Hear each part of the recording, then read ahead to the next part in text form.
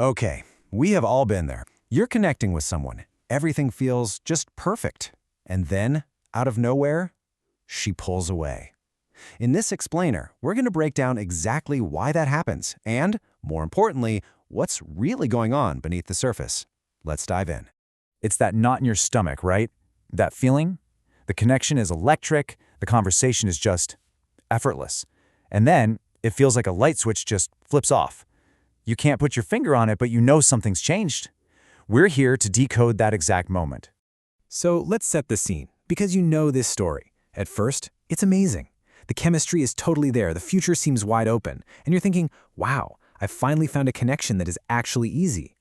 This is the sweet spot, isn't it? The banter just works. You send a text and boom, before you even put your phone down, a reply comes back. There's zero anxiety, you're not second-guessing anything, it just feels natural. You feel completely in sync.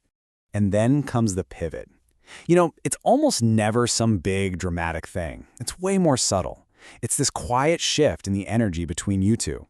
One minute, everything is great, and the next, there's this little bit of resistance you just can't explain. Yeah, the signs are totally unmistakable, even if they're small at first. Those instant replies, now they take hours, maybe even a whole day. The fun, enthusiastic tone in her texts, it's been replaced by something a little more formal, a little more distant. Your gut is screaming at you that something is off.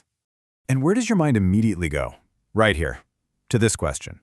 You start replaying every single interaction, you're scrolling back through the messages, just desperately trying to find that one thing you said or did wrong. But here's the thing. What if you're asking the completely wrong question? See, the truth is, it's almost never about a single mistake. It's about a really natural shift in the dynamic that, honestly, most of us never see coming. The interaction has simply moved from one phase into the next. Now, this is the key. You gotta get this. Early on, attraction is driven by novelty. You're new, you're a bit of a mystery, and that is exciting. But novelty, by its very nature, fades. And that's when the whole dynamic shifts to what we call the evaluation phase.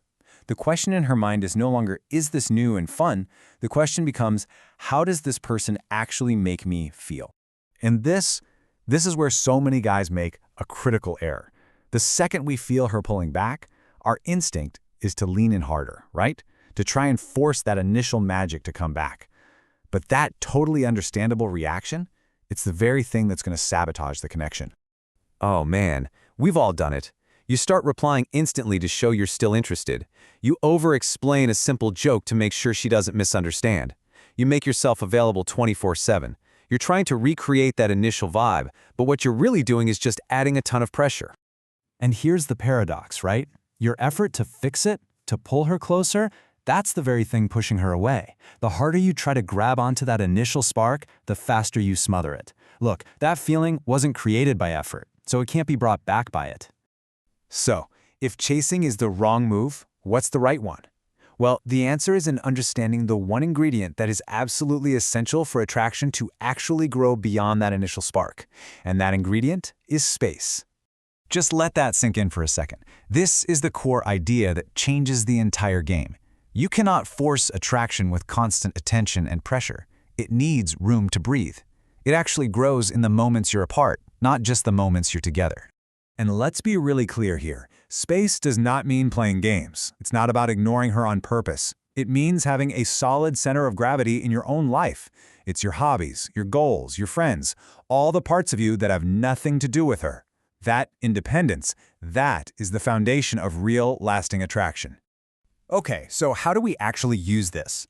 It all starts by changing the question you ask yourself when you feel her start to pull away. This isn't just some mind trick. It's a fundamental shift from being reactive to being aware.